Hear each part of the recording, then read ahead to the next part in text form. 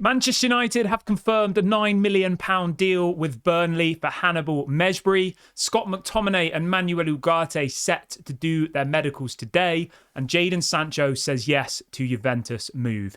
These are some of the stories we will be discussing on this afternoon's show. But before we get into that, please do me one small favour. Smash a like on today's video. Let's try and see 1,000 likes on this episode.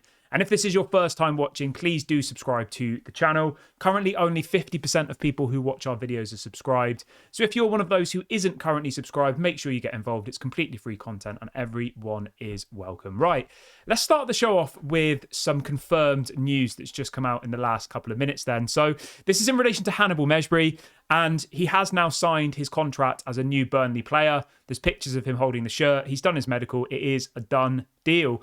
And the deal is worth £9.4 million. I'm really, really impressed with that. I thought it was going to be like 1 or 2 million. Now, Hannibal is actually a good player, I think, but not at the level of Manchester United need. And I think him going to Burnley is a really, really good move for him, going to the Championship, a team who will probably get promoted back to the Premier League next season. I think at the age of 21, he was never going to get game time at Manchester United. I don't think he was at the level. And do you know what's actually quite good about this, right? We bought him from Monaco, I think it was 5 years ago now, for around 9 million euros, and we've just sold him for about 12 million euros. So we've made about 3 million euros profit, which I know isn't that much, but still, profit's profit. I wish Hannibal all the best. I've got nothing bad to say about him. I hope he goes to Burnley. I hope he gets game time.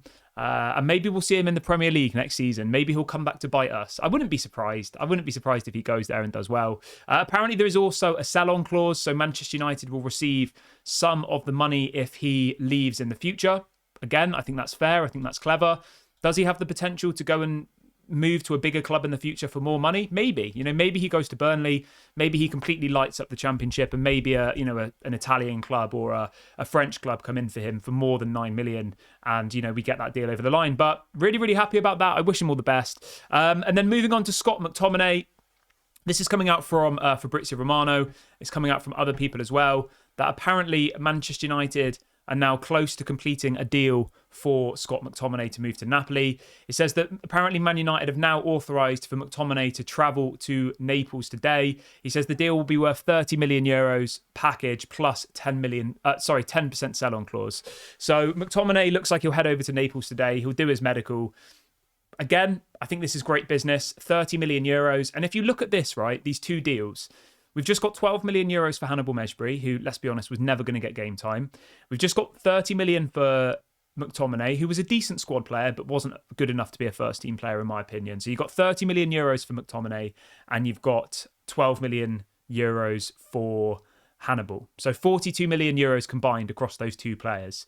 Now, if you look at Manuel Ugarte, we've just agreed a deal with PSG for 50 million euros for Manuel Ugarte. So if you actually look at it like this, we've technically only had to spend 8 million euros. We've sold McTominay for 30, we've sold Hannibal for 12, that's 42 in the bank.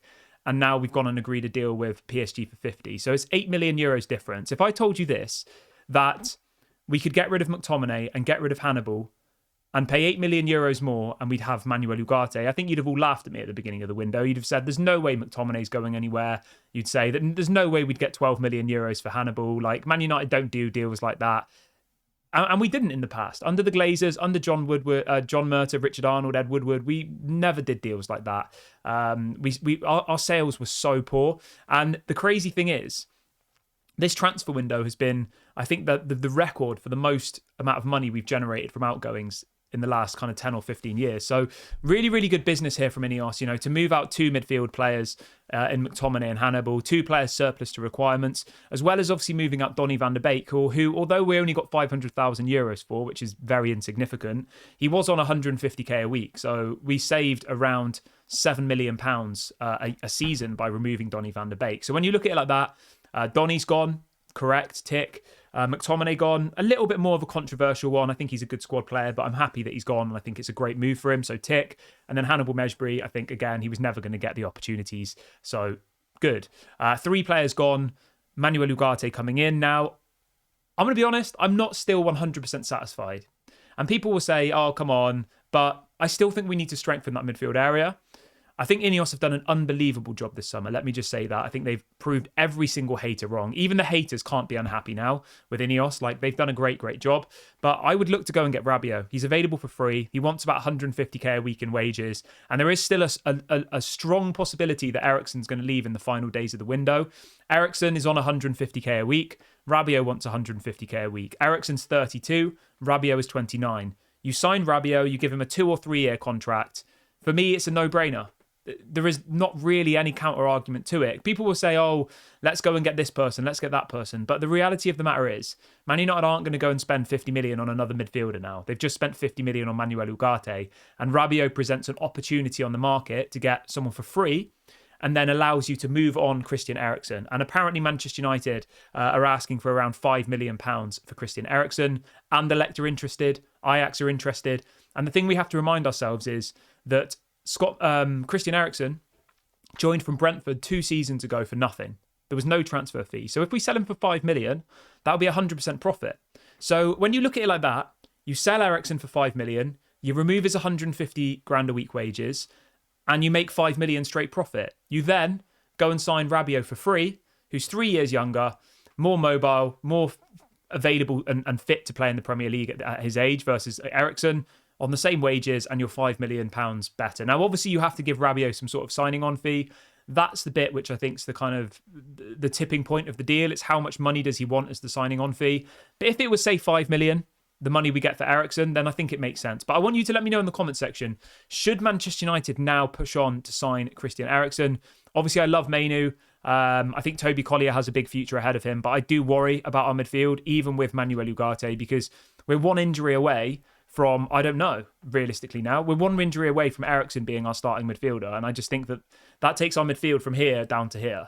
So yeah, let's hope that in the final days of the window, Eriksen goes. Let's hope that obviously Lindelof goes as well. And our window could go from maybe a 7 or an 8 out of 10, I think, to like a 9 out of 10 if we do the right deals in the final bit of the window. But you can let me know your thoughts on that in the comments section below. Moving on to Manuel Ugarte. Apparently he is set to fly to Manchester later on this afternoon, boarding a private jet, and will be doing his medical. There are some people saying that he could be in first team training as early as tomorrow. Man United train on Wednesday, they train on Thursday, they train on Friday, and then obviously play Liverpool on Sunday. I would be honestly surprised if he starts the game against Liverpool. I think that would be pretty unexpected, but I think we can all kind of expect him to at least be on the bench and maybe get a few minutes, depending on how the game goes. Obviously, if we're losing horribly, then maybe you don't want to throw in Manuel Ugarte, but if we're kind of winning 1-0 and there's 5 minutes left of the game and you need to strengthen that defensive area, bringing on Manuel Ugarte, maybe for an attacking player, would be a logical decision. You know, it would boost the crowd. The crowd would obviously be, electric with the new player coming on. So it is an option that Man United have. Whether or not he will play obviously remains to be seen. He is fit. He is available. He's obviously just come off the back of a successful Copa America. He's been training alone away from the PSG squad. So whether he's match ready, that's a question that we'll have to find out about, because effectively he hasn't played in the PSG games to this point. He's been left out of the squad because obviously he was leaving. But I imagine, most professional footballers are fit and can play 5-10 minutes, even if they've not played a proper game for a few weeks. So I'm not too worried about that. But so Manuel Ugarte and Scott McTominay look set to do their medicals today, which is amazing. And then the next little bit for you is on Jadon Sancho. This is coming out from Fabrizio Romano. He is reporting that apparently Jadon Sancho is now open to joining Juventus. He says talks are taking place between his agent, Juventus, and Manchester United. He says that apparently Juventus are trying to arrange a loan with a buy option. Focus on the word option there. Manchester United are apparently insisting on a mandatory buy clause. So effectively, Juventus want to take him on loan. They want us to pay half of his wages, and then at the end of the loan, they'll decide whether they want to sign him or not. No. You're not going to get that, Juventus. I'm sorry. No. And I agree with Manchester United 100% here. It should be mandatory. And what it means by mandatory, it means that even if Jadon Sancho goes to Juventus and flops, they still have to buy him next summer. They can't say no. That's what it has to be. Because for me personally, I don't trust Jadon Sancho to go to Juventus on loan. I bet you any money he'll be back at Man United next summer. He'll be back at Manchester United with 1 year left on his contract, and he'll then just leave for free the summer after. And if that happens, it will literally infuriate me. It will, because effectively all Manchester United will have done is enable him. They'll have enabled a toxic player. They'll have enabled bad behaviour. They let him go to Dortmund. He was there saying that he's back home. He's so happy to be back, blah, blah, blah. We were paying half of his salary whilst he was putting out videos like that. And then if we now allow him to leave again and do the same thing without a mandatory buy clause, then I think we just look stupid. And as Fabrizio says, Manchester United aren't willing to do it. They're saying either you leave with an obligation to buy, or I don't know. They'd probably rather keep him.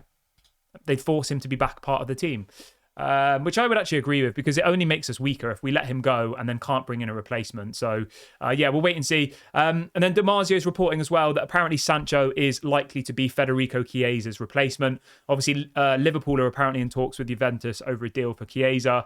Is there a world where Man United do a swap deal for Chiesa? Maybe. I probably would say no, personally. But, yeah, we'll wait and see how that progresses. But what I want you to let me know is, should Manchester United move for Adrien Rabiot? Would you swap Federico Chiesa for Jadon Sancho as well? Let me know your thoughts in the comment section below. I'm going to wrap the video up here. I'll be back live at 6 p.m. Obviously, if anything breaks, I will go live. So make sure you subscribe, hit the notification bell, give the video a like, and I'll speak to you all later. This has been Daily Red Devil. Catch you on the next one. Bye for now.